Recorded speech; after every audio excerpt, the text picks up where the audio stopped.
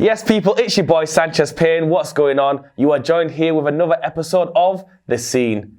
And I am joined by another wonderful guest. We have Empress Imani. Thank you so much for being on the show. Let's go straight into a bit of your background. You're Leeds born, but raised in St. Vincent. Yeah, that's correct. Can you tell me a little bit more about that? So born in Leeds, but I was actually fostered and adopted. So the lady that adopted myself and my siblings was from St. Vincent. So that's how I know the island. So we travelled back over there. So a lot of my upbringing was, Caribbean rooted. And how does that upbringing, that culture, live with you today? You're someone that really embodies the culture with going from your clothing to your dress sense to your music. Is that kind of where you felt that connection?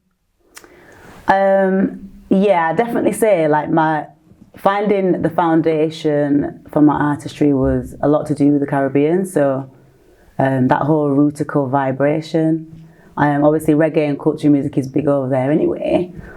So I feel like I found my style when I was on the island, yeah. And where did music start for you? Now, music in the Caribbean culture, we know it from growing up. It's played in the background, it's played in the houses, you hear it everywhere. It's a big part of us growing up. But for you personally, where did you fall in love with music? For me, I remember being 6 years old and hearing my parents play like Bob Marley and Dennis Brown. So from small, I naturally used to just be like singing the lyrics, but not really knowing the deepness of it, or the lyrics, to be fair. So definitely stemmed from there. But I also kind of used to be involved in community projects in the Caribbean. And I remember this one lady called Miss Harry. She was like, you need to come from the back and sing the first 2 lines. I'm like, by myself. And she's like, yeah, it's your time to solo. So ever since then, blessings to her, she saw something in me from then. So I grew more confident, kind of taking that centre role and understanding I've got a little bit of a voice here. So it started from there, yeah. It's amazing how a lot of times in our life, it's other people that see the potential in us and then bring it out of us. When did it become apparent that this is something that you could do for a living? Probably a little bit later. So I came to the UK and started playing around with a little bit of recording. And I think probably when I got booked for my first event and I got interest from the community, I realised, okay, this is something that could provide a viable income. I realised that this is definitely part of my destiny and my journey, and it went from there. When it comes to your music, how long did it take you to find your sound? I spoke to a lot of musicians and artists, and a lot of times it's kind of mimicking people that they look up to and inspirations, and then trying to find their place in society. How long did it take to find Empress Imani as an artist? It was in the Caribbean one day, and I was sat outside on the veranda, and I remember hearing, the vehicles over there, they'll have the big speakers and they'll be playing. Yeah, street party sounds. Yeah, so I heard this one sweet, an island track, but it was maybe a mixture between soca and reggae. And I just remember singing a hook line and then finishing the entire song and being like, nah, this is my style. This is me. This is how I feel comfortable. And then building upon that identity from there. When I moved from the Caribbean to England and then recording more and finding my own personal style, then it just felt just natural after that.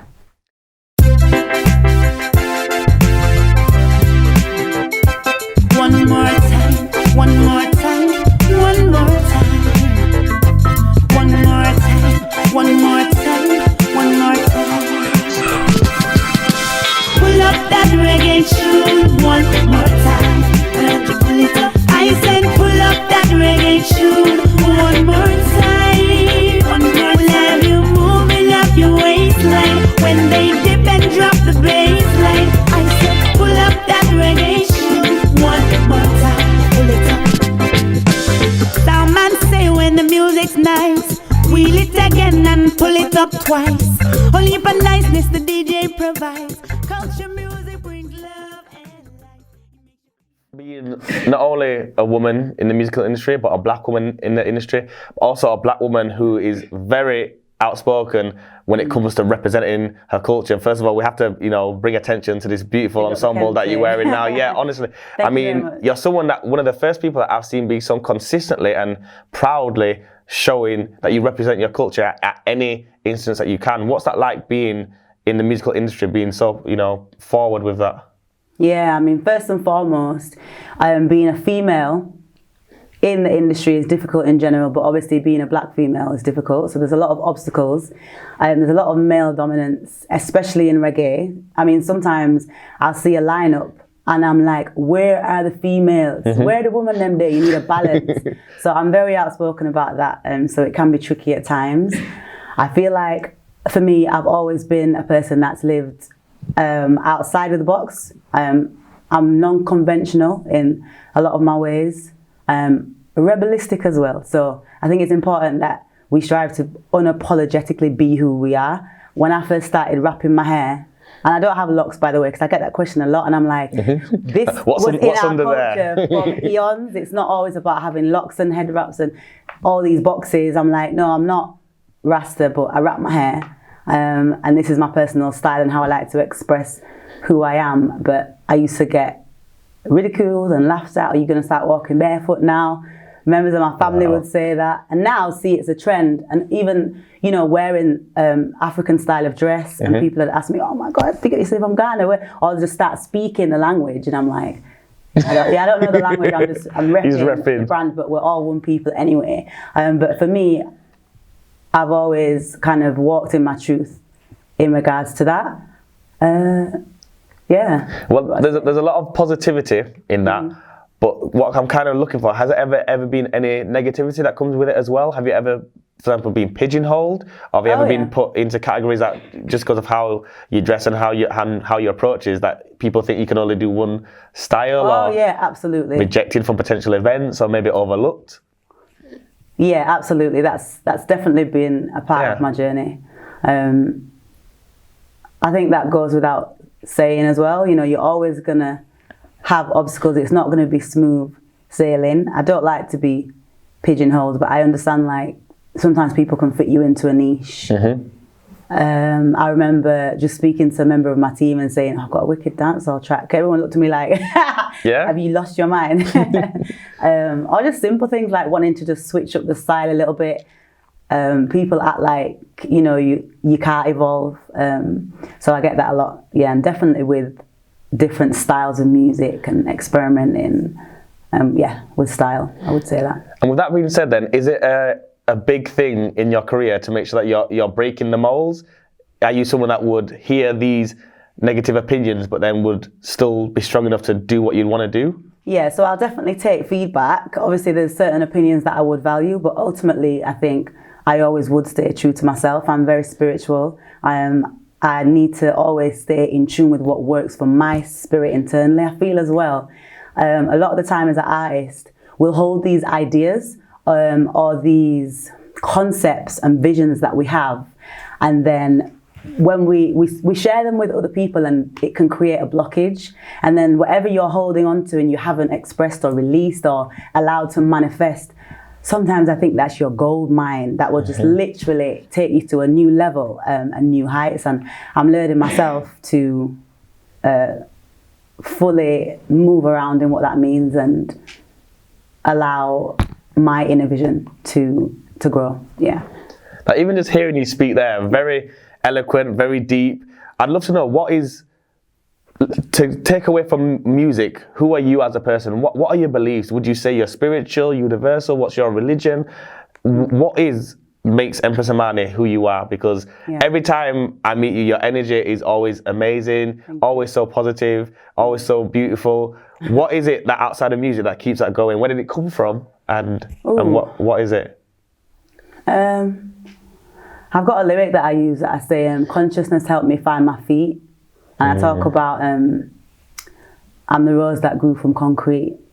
I feel like, for me, that's the biggest thing. So being on a journey of consciousness, moving to clean liberty and following a spiritual lifestyle. So I'm not religious, I would say I am spiritual. I feel like that's definitely helped me find my feet and helped me stay grounded and find a different level of significance in general to life and to my artistry and to what it is that I project out there to the universe.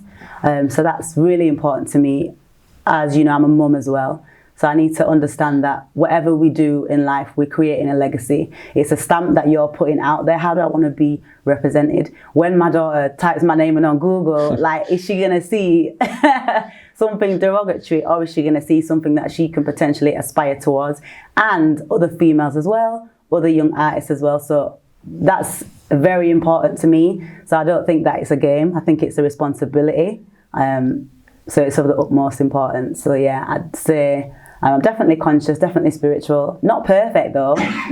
Like if you get on my nerves, I will cuss you out in Caribbean. But the patois will come out in force. Absolutely. I think that we're all here on a journey and we're here to evolve.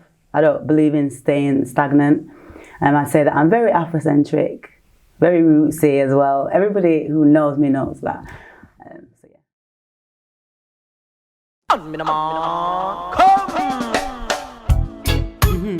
Yeah. Turn up the volume in the mic like a piece more. Sing, mommy. Yeah. Go on, selector. What is good for the goose is good for the gander. They come with one bag of talking and one bag of slander. Hey, no weapon against me shall prosper. We burn up evil antics and dirty imposters. They will hear the trumpet sound from way over yonder. 'Cause good over evil, it will always conquer. They say treat mankind how you want to be treated. Stand firm in your path, no you can't be defeated. Greet with love how you want to be greeted. Won't get nowhere in life being cold and conceited. You actually touched on one thing that I was going to ask next, which is the fact that you are a mum. You do have a beautiful daughter. Thank you. And she's someone that I see supporting you so much. Yeah. How has that impacted you as a person, first of all, and then as an artist, having someone that's going to look up to you and potentially follow your footsteps? What does that mean for you to set an example? Oh, that's been massive. It's been massively inspiring. I don't think my journey would have been the same if I wasn't a mum and raising my little one the way I am. So I remember the first song that I actually recorded, it's called Black Woman Rise. And she wouldn't settle because I'd taken her to the studio with me. But the whole entire track, she's on my hip. And every time I listen to that, I'm like, yeah, she was on my hip the whole time. So, and obviously just the title of the song about black women rising through their trials and tribulations. So that's massively, massively important. Yeah. And you feel like she's inspired you to continue making music and setting this example and keeping up this standard that you obviously you do keep? Yeah, I would say that because I think you can't just talk about things. You have to be an example. Like I don't like when people will not practice what they preach. So I strive to include that in my everyday living. So I want my daughter to see that I'm talking about something, but I'm also living that as well. So I don't want to be a hypocrite. So if I see her and I'm trying to say to her, you know, you need to believe in your greatness and you can do anything you want. I want to make sure that you're showing it. An absolute example of that. So yeah. So let's go into the music now. A lot of your music's been praised locally, nationally, and internationally, recognised by your peers and more, but also some major music entities as well. You've got from your Mobile Music Fund winner, BEFTA Award winner, and Female Rising Star recipient, Leeds Reggae Festival, all these amazing accolades. First of all, well done. Thank you very much. Give me one of them. Give me, if you were to put in a box, what it's like for you to be recognised by not only your peers, but some of these, you know, these huge companies. Yeah, okay. Well, I mean, it's always good to be recognised when you're out there doing the hard graft and people recognise your hard work. That's always great. So yeah, I've got some stuff as well that normally I'll have like a list of goals or things that I want to achieve. And it's always good to be able to tick those off and then move on to the next. Again, my daughter as well, I've got all my little trophies like on my mantelpiece. So for her to see, like visual. That she's able to see that. So that's always brilliant. Would you say, accolades. People take accolades and awards quite differently.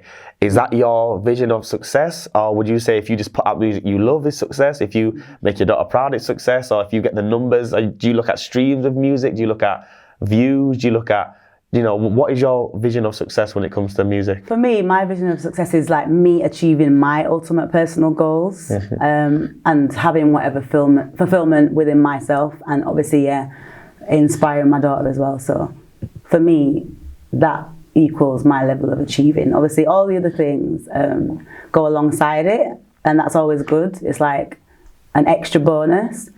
But for me, internally, once I'm achieving what it is that I want to, then that's my interpretation of success, I'm going to dive into performances now. Okay. A lot of people have different kind of rituals or different kind of ways that they kind of gear up to performances. What's it like for you when you know you're about to go on the stage? Do you kind of prepare beforehand? Do you have something you do before you get on the stage? And how does it feel to then know that you've got the mic in your hand and the audience is, you've got their attention for that period of time? What's it like? Yeah, it's a good question. So for me, again, being quite in tune spiritually, so I'm the type of person actually that needs quiet space. I'm the one that'll be off in a corner maybe, in the green room.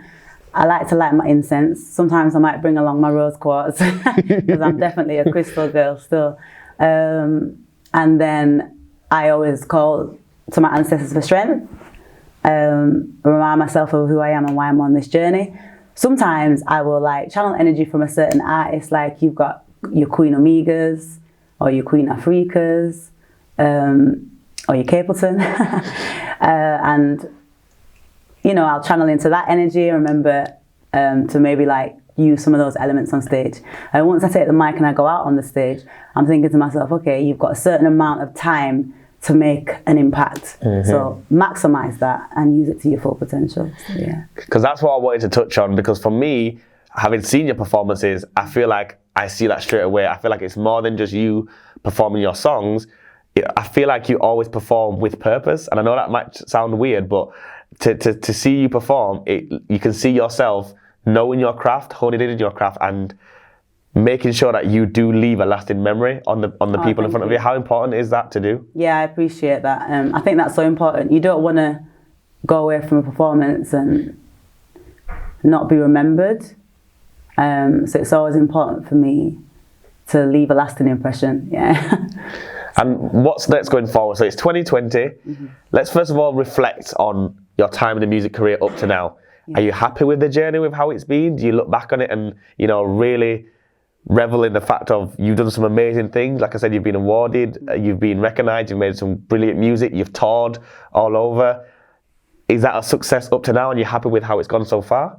Yeah, I'm happy with my journey so far, definitely. Like I said, there's some stuff that I've just managed to tick off, and to be honest, it was even on a deeper level. I had like a little box and I wrote stuff that I wanted to achieve, perform alongside big Jamaican reggae artists, do a tour, perform at Wembley Arena. I wrote them all down, put them in a box, put them away, and then I waited a year. Then at the end of the year, I took them all out, and I was shocked at the stuff that I'd achieved, that I'd written down ahead of time. Mad. So for me, I am happy, but I'm definitely a go-getter. I'm like my own worst critic. So there's loads of stuff that I've still got in the back of my mind that I want to manifest. But yeah, I'm definitely happy with the journey so far. And it's not only a new year, it's a new decade. Absolutely. What have we got in store for Empress Imani? So we've got some projects in the pipeline, possibly some more work overseas, which I'm looking forward to. And yeah, just more new content and more freedom. For anyone who has not yet heard any of your music, what songs would you direct them to if they wanted to listen to one or two songs to really get a vision of you? What songs would you say for them to go listen to? I'd probably say Conscious King and Rocky Road. And they're the songs that you think really encapsulate the artist that you are. Definitely with the lyrics and the style. Yeah. So when you say you've got new projects coming out, I know you said that you're working on some stuff. What, as far as new music, can we get a little exclusive of when we can hear anything new coming out? There's no dates as yet, but it definitely will be quite soon, towards the beginning of this year. So yeah. And where can people find you if they want to learn more about yourself and listen to music and support your music? Have you got any gigs or anything coming up as well? Yeah, we've got some stuff coming up for April. Everything will be on like my socials. I've got a website as well, so it's www.empressimani.com. On Instagram, it's Empress Imani 18, and on all the other kind of social media stuff, so it's Empress Imani. You can just find me on there. And yeah, any updates, I'll be there online. Well, Empress, thank you so much for being on the show. Thank you Looking for forward to having seeing me. your journey. In a year's time, we're going to be opening up that box again and ticking off all the things that you've mastered and you've conquered. And I've got no doubt you'll achieve all of them. Oh, thank you very much. Thank you for having me. So I've been Sanchez Payne. This has been Empress Imani, and you watch another episode of The Scene.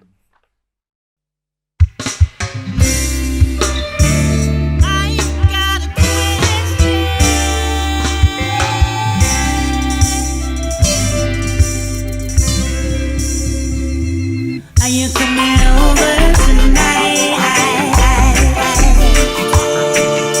And did you buy those scented candles that I like? Are you coming over tonight?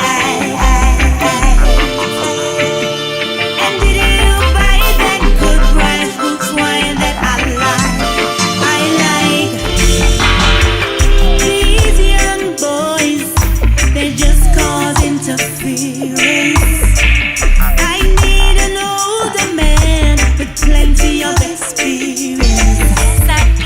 Someone who knows himself and who has perseverance. Someone to be around and lift me up when I'm feeling down. My name's Empress Imani, and you're watching The Scene.